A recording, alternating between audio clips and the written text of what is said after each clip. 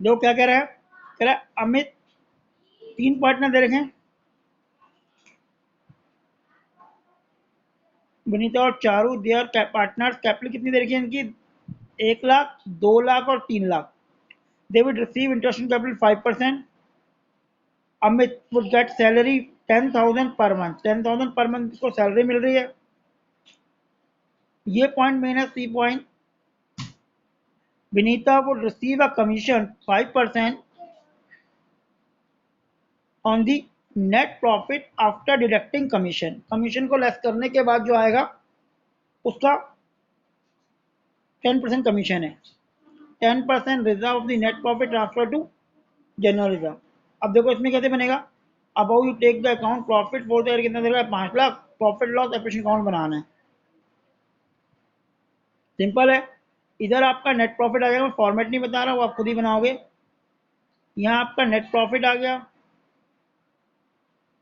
कितना, 5 लाख। इधर to interest on capital, IOC interest on capital. Format copy से book से देखना, वैसे ही करना पड़ेगा, मैं सोल्यूशन बता रहा हूँ आपको। कितना है, ए बी सी 3 पार्टनर है। अब उनका इंटरेस्ट कैपिटल कितना कितना बनेगा, 1 लाख, 4 लाख और 2 लाख और 3 लाख। तो 1 लाख का कितना 5% बोला हुआ है, 5,000। बी का बनेगा 10,000 और सी का 15,000।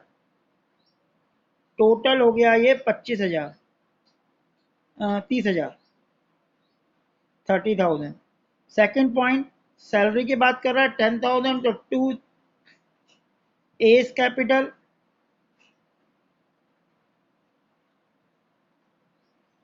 उसकी सैलरी 10,000 पर मंथ है, 1,20,000 ये आ जाएगा। ठीक है, अब मैं इसको रब करूँ, स्पेस नहीं, आगे देखो 2 चीज़ यहाँ आ गई है। उसके बाद 30,000 इंटरेस्ट ऑन कैपिटल आया है और 1,20,000 सैलरी आई है। उसके बाद और क्या क्या बचा, कमीशन की बात हो रही है, C point. To B's account commission.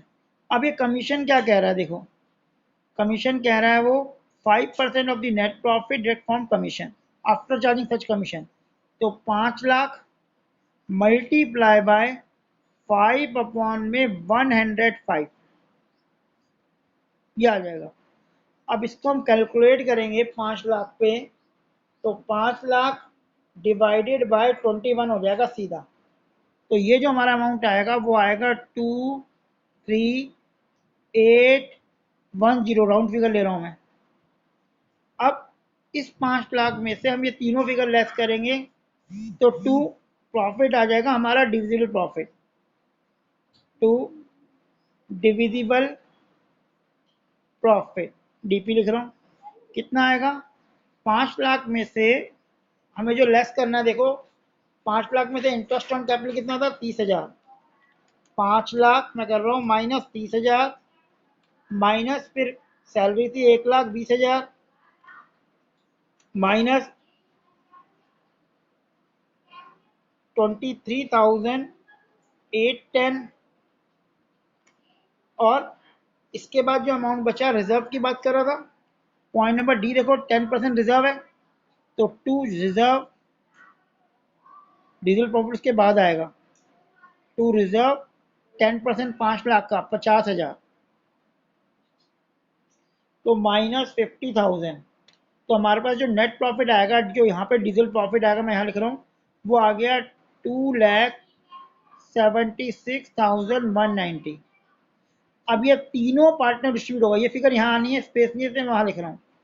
तीनों में डिवाइड होना, तो डिवाइड बाय 3 कर दो, तीनों में इक्वल डिवाइड हो जाएगी। तो डिवाइड बाय 3 करा, तो ये तीनों का प्रॉफिट आ गया 92,063। तो ए बी सी को तीनों प्रॉफिट यहाँ मिलेगा, स्पेस नहीं था, मैंने वहाँ लिख दिया। ठीक है, देखो एक बार क्या क्या था, कबीर, एक मिनट सॉरी,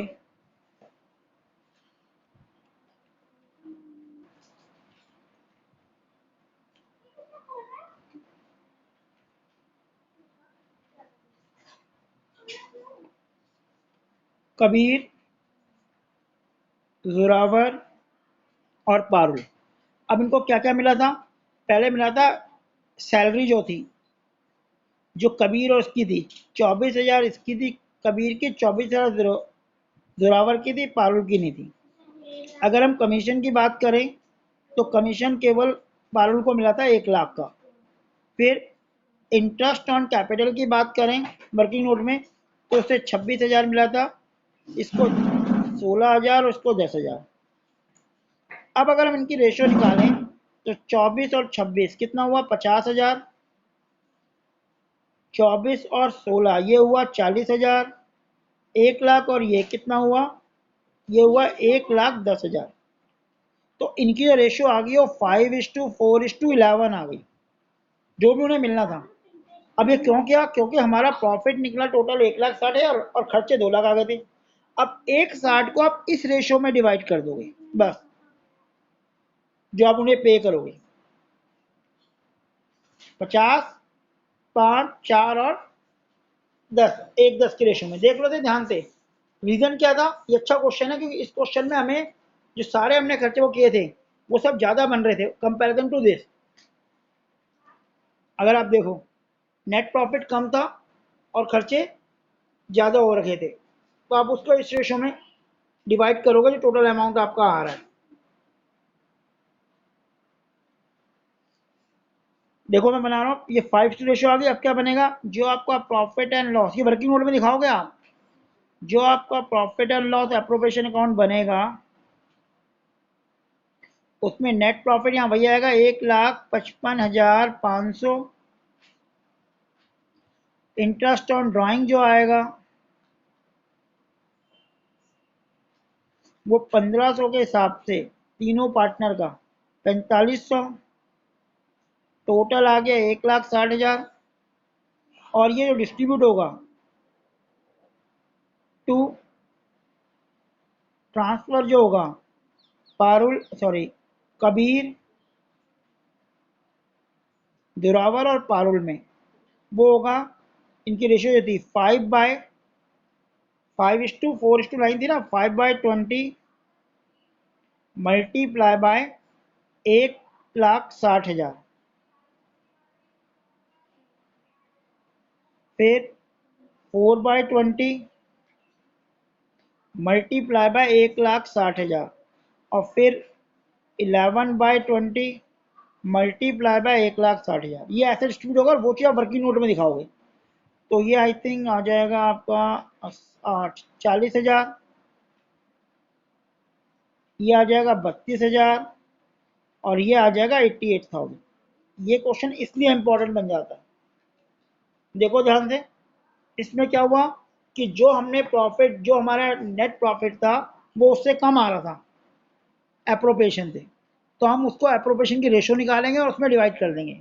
दूसरी बात यहाँ पे रिजर्व वाले पॉइंट की रही, फिफ्थ वाला पॉइंट, रिजर्व आप पे ही नहीं करोगे। क्यों? रिजर्व जो है वो डिविजिबल प्रॉफिट पे है और डिविजिबल प्रॉफिट तो कुछ बच ही नहीं रहा था। हम देखें तो हमारे खर्चे ज़्यादा आ रहे थे 2 लाख और एक प्रॉफिट था 1,60, तो डिविजिबल प्रॉफिट जब बचेगा ही नहीं तो रिजर्व भी कोई क्रिएट नहीं होगा।